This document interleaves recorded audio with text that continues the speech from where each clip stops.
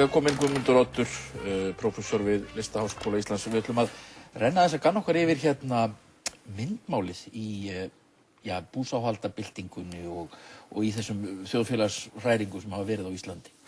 Já, ég fór að taka þetta saman strax í nóvember og er komin kannski með svona 300 myndir sem ég þótt áhugaverðar út frá pólitísku myndmáli. Já. Og það er ákveðin svona íhugunarvert. Þetta ekkert margir flokkar sem koma upp.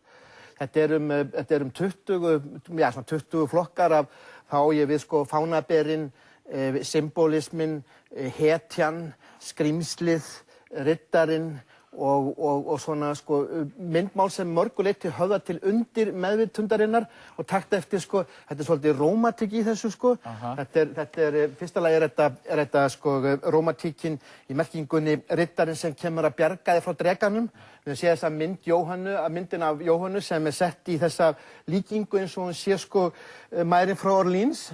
Hún er þá að frelsa okkur frá hinnu illa og þetta er að sjálfsögðu grafík sem kemur ekki frá henni sjálfri heldur að drifta á netinu sem er orðin býsna áhugaverður vettvangur til þess að dreifa þessum myndmáli sem eiginlega ekki þolir opinbera framsetningu. Það sem, og ef við höldum aðeins áfram og sjáum þessa klisju, þetta er fánaberin sem er sama konan þá og fjallkonan. Þetta er mynd Tryggva frá Alþingishátíðinni 1930 og við sjáum svo, ef við höldum áfram með þetta, hvernig Hörður Torfason ber fána búsáhaldabyltingarinnar og þá erum við komin í myndmál sósíalista.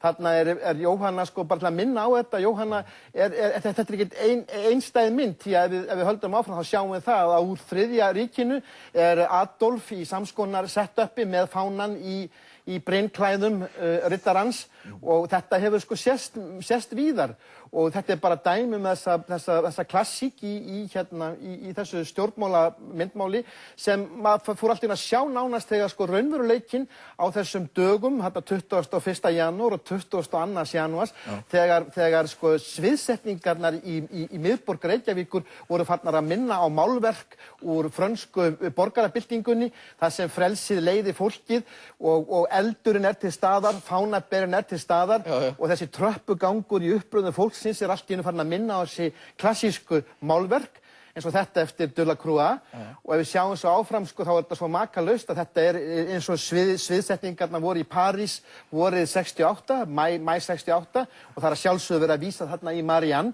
sem er vel að merkja formóðir fjallkonunnar í merkingunni að þetta skuli vera táknmynd þeirra sem er að berjast gegn monarkí eða konungseinveldi fyrir lýðveldi. Þetta er fyrsta lýðveldi Frakka, takk eftir því að Frakkar er konum með 5 lýðveldi, meðan við erum bara með fyrstu útgáfun okkar af lýðveldi 1,0 sem mættum aðeins fara að uppfæra, fá nýtt stýrikerfi á stjórnskipulag Íslendinga og vegna þess að við erum farin að verða þetta er komið út í svona malfunksjónar, þetta er ekki farið að virka lengur eins og við sjáum hvernig þessi fjallkoni farin að drukkna í Disneyland boðskap og þegar við horfum á hana 17. júní, ef við sjáum svo aðeins áfram að þarna þetta er ekki gjörningur listamanna, þetta er þjóðhátíðarnefndin í Árborg fyrir örfáum árum, þar sem fjallkonan er orðin hálf hafmeyja, dregin áfram eins og hún sé lík af 4 fermingardrengjum með kynfærin í vatni, enginn þorir að horfa á myndavélina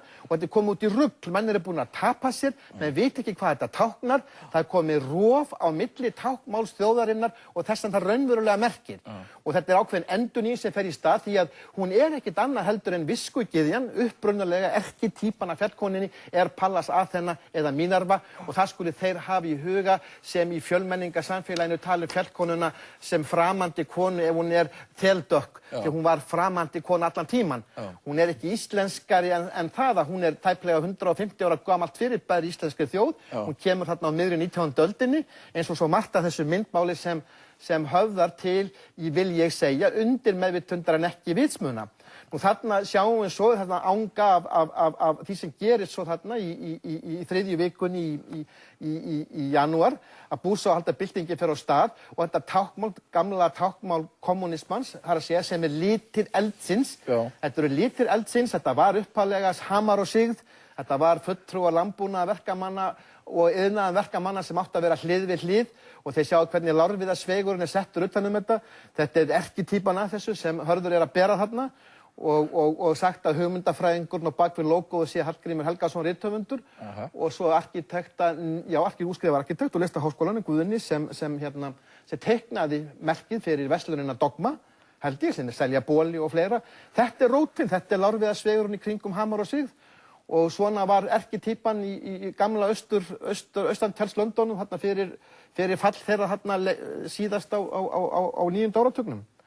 Nú, svo þessi fáni komin upp við Þjóðmenningarhúsið að kvöldi 22. janúars og þarna þessi heita sena sem var ótrúleg stemming fyrir þá sem voru þarna nálægt að heyra ryþmann í búsáhaldunum og bumbunni með þetta slagorð sem allt í einu allir stóðu saman vanhæf ríkisstjórn og náðu þarna furðulegum ryþma og nota bene það íhugunarverk hvað veðrið var gott. Þarna hins vegar þegar þetta myndmál að fæðast, þetta eru fyrstu merkin, ég held að þetta sé 8. nóvember sem bónusfáninn fer upp á hún Alþingis og tæki eftir að stöpullin að þessu gamla nýlendu herran Kristján 9. sem ekki ennþá búið að fjarlægja og setja upp á þessu löngu búið að steypa lýðveldismerkið, fyrsta lýðveldismerkið í kopar, þá það ekki ennþá komið upp og tæki eftir sem svolítið kaldhæðnislegt að svínið á bónusfánanum sama svín og þau kölluðu stundum kapitalistasvín eða löggusvín og þetta notað svo áfram.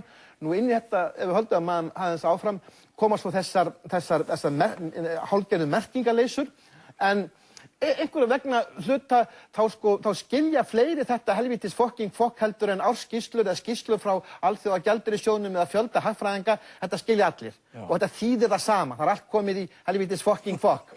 Og þarna sjáum við Davíð halda þessu, eða við ælum öll, við mótmælum öll, útúrsnúningur og byltingin 2009, menn eru fættir að dreifa þessu aðalega gegnum netmiðla. Við ælum öll, já. Já, og höldum þessu áfram, svo inn í raunverulega eins og við segjum stundum mótmælendana, þarna eiginlega ekki típan af íslenskum mótmælum, því við höfum voða litla hefð, við höfum enga sambærilega hefð við Parísarbúa til dæmis. Þarna Helgi Hóseason sem 1972, við höldum aðeins áfram, setti þetta á stað, það að segja að þeir sletta skýrinu sem eiga það. Þetta og taki eftir því að þarna þetta komið á biskup og þeir sem fengu vestútræðnir og löngu komnir inn og lögreglumaðurinn ennþá með heiðurskveðju og það ekki meiri viðbragðsflýti. Þarna sjáum við myndmál, grafískt myndmál sem kom svo á svartstakka lögreglunar eða óeira lögreglunar sem var svo með myndmál sem eru 2 slaghamrar settir í kross og einhvern veginn hefði maður getað hugsað sér hvort það hefði ekki verið skynsamlegra að hafa friðardúfu á